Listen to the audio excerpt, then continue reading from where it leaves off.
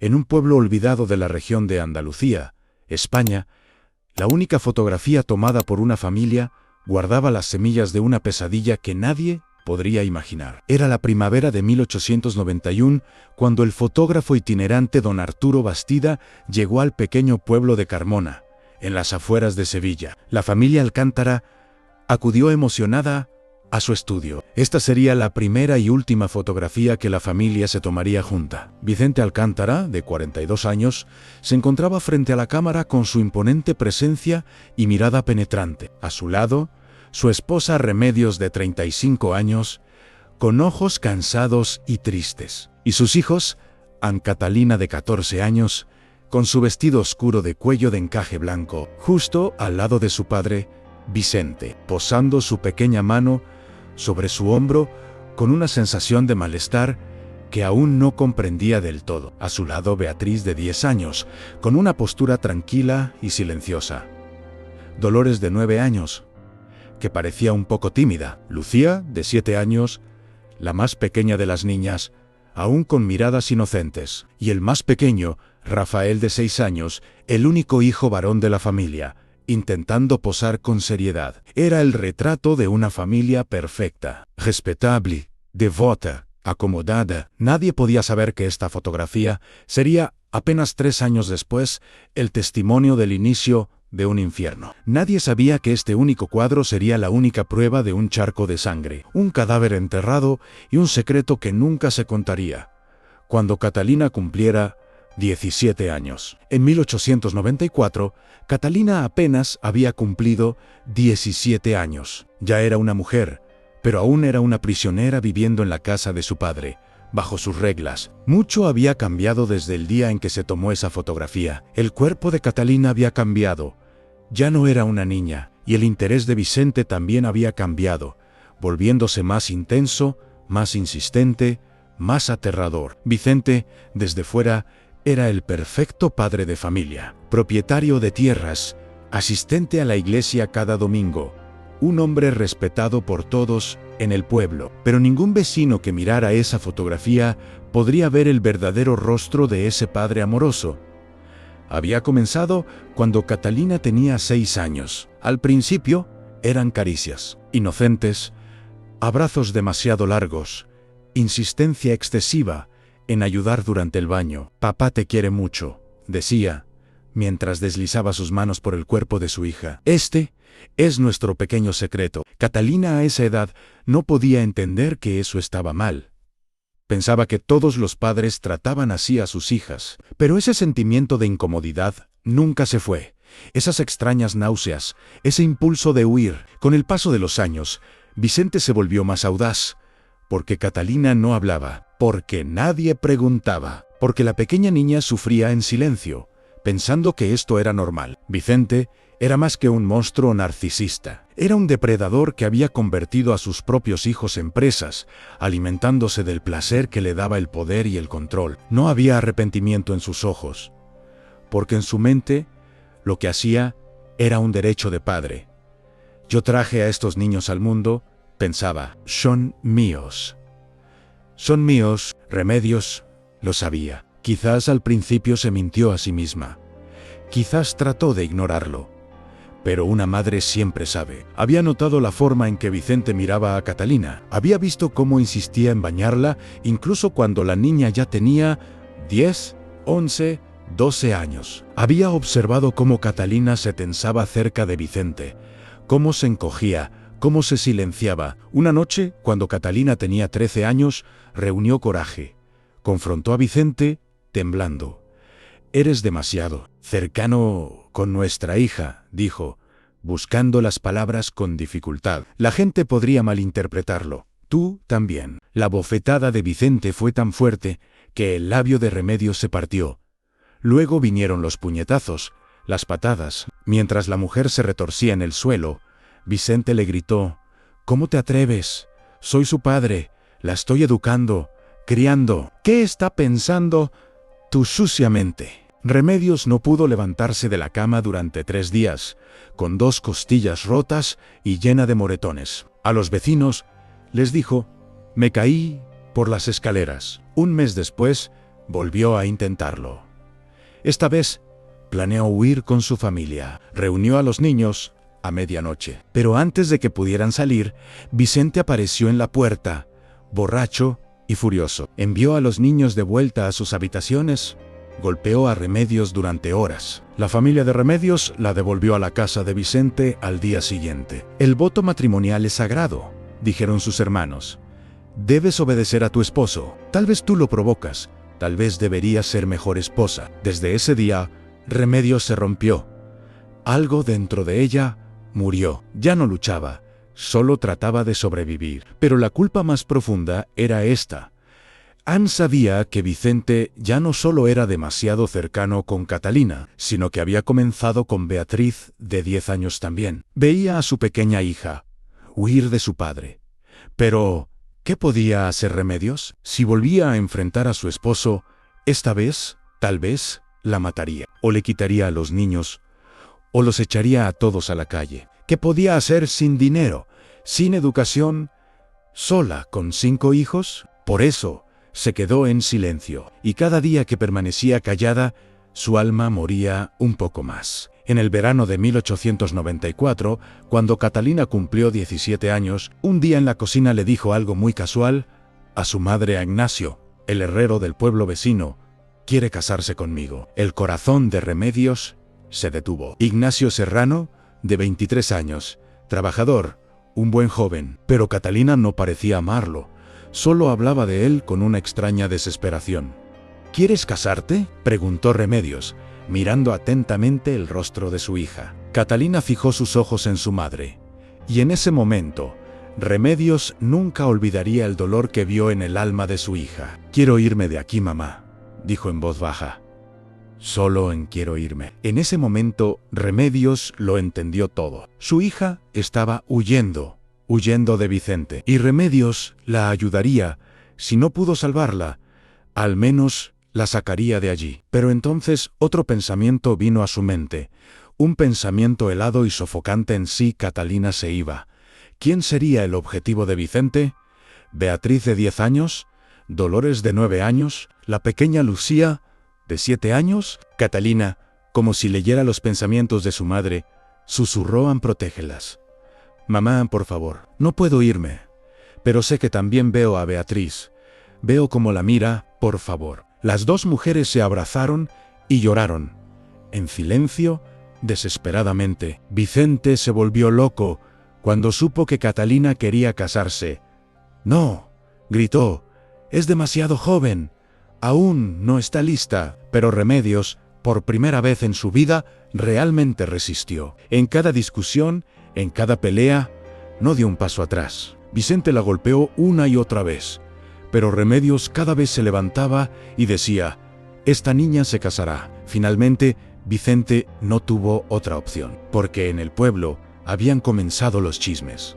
«¿Por qué se opone tanto?», susurraban los vecinos, como si no quisiera dejarla ir. En septiembre de 1894, Catalina e Ignacio se casaron. La ceremonia fue pequeña y silenciosa. Cualquiera que mirara esa única fotografía familiar vería una familia feliz, pero en realidad todos eran parte de una pesadilla. La noche de bodas, Catalina se quebró en los brazos de su nuevo esposo. Algo dentro de ella se había roto porque esa noche, cuando Ignacio la tocó con amor, con respeto, Catalina entendió lo que su padre le había estado haciendo durante 10 años no era amor.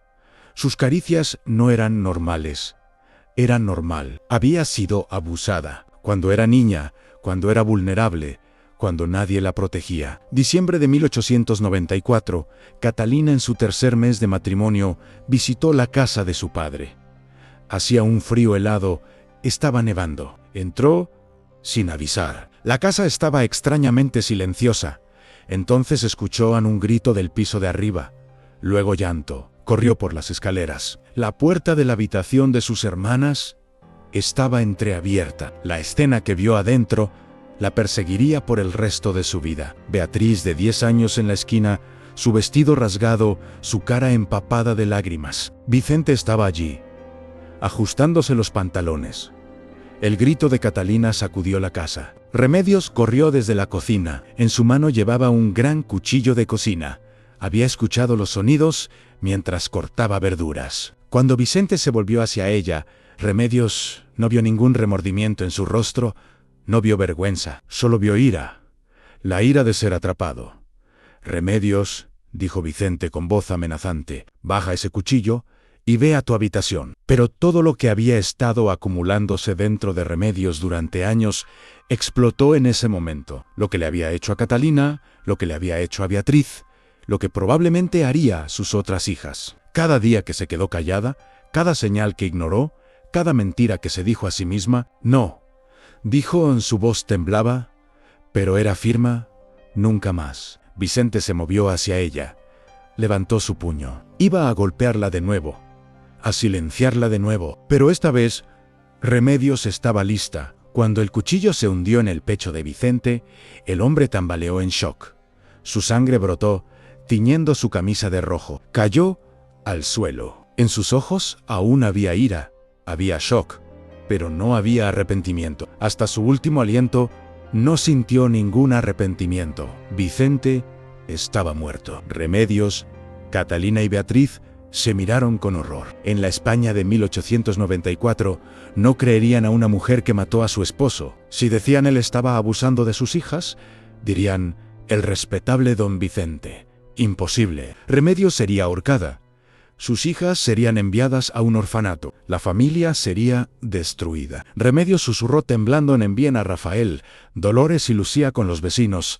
Digan que están enfermos, que no pueden venir. Durante toda la noche, 3 mujeres trabajaron para deshacerse del cadáver de un monstruo. El horno de pan en el jardín, el tandur donde Remedios horneaba pan para su familia cada semana, se convirtió en la tumba de Vicente Alcántara. Mantuvieron el fuego encendido hasta el amanecer. El olor era terrible en Catalina. Vomitó varias veces. Beatriz rezaba sin parar. Remedios no se detuvo. Mecánicamente, como si detenerse significara volverse loca. Al amanecer, solo quedaban cenizas y fragmentos de huesos. Los enterraron también en el jardín, al pie de los rosales. Cuando salió el sol, Vicente Alcántara había desaparecido. Cuando los vecinos preguntaban, ¿dónde está don Vicente?, Remedios contaba la mentira preparada. «¿Ansé? Fue. Encontró a otra mujer. Se cansó de nosotras. Es una mujer joven. Vive en Barcelona. Dejó una carta». La gente se sorprendió, chismeó, pero no se sorprendió demasiado. Los hombres a veces hacían esas cosas. Incluso los hombres respetables. Catalina, durante años, ocasionalmente escribía cartas en nombre de su padre. Cartas cortas y frías. «Estoy bien. Tengo una nueva vida. No me busquen. No volveré». Nadie preguntó. Nadie investigó. Vicente Alcántara se perdió en la historia. Remedios nunca se recuperó. Cada día miraba esos rosales en el jardín, sabiendo lo que había debajo. No podía dormir por las noches. Durante el día limpiaba la casa como una loca, fregando una y otra vez el lugar donde Vicente había muerto. Sabía que había salvado a sus hijas, pero también sabía que había llegado demasiado tarde. No había podido proteger a Catalina durante años. No había podido evitar lo que le pasó a Beatriz. Debería haberlo hecho antes. Murmuraba años antes, cuando vi las primeras señales, cuando tuve las primeras sospechas. Debería haber sido más valiente. En 1909, a los 50 años, murió. El médico dijo corazón, pero Catalina sabían, su madre había muerto de culpa, de remordimiento, del peso de un secreto que no podía cargar. Beatriz nunca se casó. El horror que vivió a los 10 años la había roto. Tuvo miedo de los hombres toda su vida. Cuidó de sus hermanos menores. Vivió en silencio hasta que murió a los 45 años sin nunca hablar de aquella noche. Catalina crió 3 hijos, pero nunca los dejó solos con hombres. Era protectora hasta el punto de la paranoia. Sus hijos nunca entendieron por qué. En 1935, Catalina ya tenía 58 años. Trabajaba en una organización benéfica en Sevilla que ayudaba a mujeres que habían sufrido abuso. Un día, mientras vaciaba la antigua casa familiar, encontró esa fotografía, la fotografía de 1891, la única fotografía que la familia se había tomado. Allí estaba ella, de 14 años, con su vestido de cuello blanco, al lado de su padre Vicente. No lo sabía entonces. No lo había entendido. Pero su cuerpo lo sabía. Su alma lo sabía. A su lado Beatriz de 10 años, Dolores de 9, Lucía de 7, Rafael de 6, todos inocentes, todos sin saber. Y Vicente, ese hombre respetable, ese buen padre, sonreía. Catalina guardó esa fotografía y se la mostraba a cada mujer que venía a la organización benéfica. Esta es mi familia, decía. Parecemos perfectos, ¿verdad? Pero 3 años después de que se tomara esta fotografía, mi padre murió. Mi madre lo mató, porque él era un monstruo, y mi madre se quedó callada durante años, hasta que ya no pudo soportarlo más. Las mujeres se sorprendían, pero luego entendían. Las apariencias mienten, decía Catalina. Si alguien te dice tu esposo es un buen hombre, estás exagerando. Tu familia parece perfecta. Recuerdan, los monstruos no siempre tienen cuernos. A veces visten trajes. A veces van a la iglesia. A veces parecen respetables. Y ahora, querido espectador, quiero hacerte una pregunta. Y quiero que pienses realmente en tu respuesta y la escribas en los comentarios. Mira esta fotografía, mira a esta familia ordinaria y aparentemente feliz. ¿Juzgas a Remedios por permanecer en silencio durante años? ¿O la entiendes como una mujer desesperada, asustada, sin otras opciones? Si estuvieras en el lugar de Catalina, a los 17 años, escapando mediante el matrimonio, dejando atrás a tus hermanas, ¿podrías vivir con esa culpa? ¿Y Beatriz, esa pequeña niña de 10 años, que después del horror que vivió esa noche nunca se recuperó, nunca se casó, nunca pudo confiar? ¿Qué le dirías? Y lo más importante ahora mismo, hoy en 2024, ¿cuántas Catalinas, cuántas Beatrices, cuántas Remedios hay? ¿Cuántas pesadillas se esconden detrás de familias que parecen perfectas? Y nosotros, vecinos, amigos, miembros de la familia, ¿cuándo romperemos el silencio? Esta no es solo la historia de 1891, es la historia de hoy, porque los Vicentes todavía existen, las Remedios todavía existen, mujeres forzadas al silencio, mujeres desesperadas, y las Catalinas existen, niños cuyos gritos nadie escucha. Si esta historia te dolió, si te hizo pensar, si te hizo decir tenemos que hacer algo, entonces suscríbete a nuestro canal, porque estas historias necesitan ser contadas para romper el silencio, para hacer visible lo invisible. Comparte esta historia en habla, no dejes que el silencio gane. La fotografía de 1891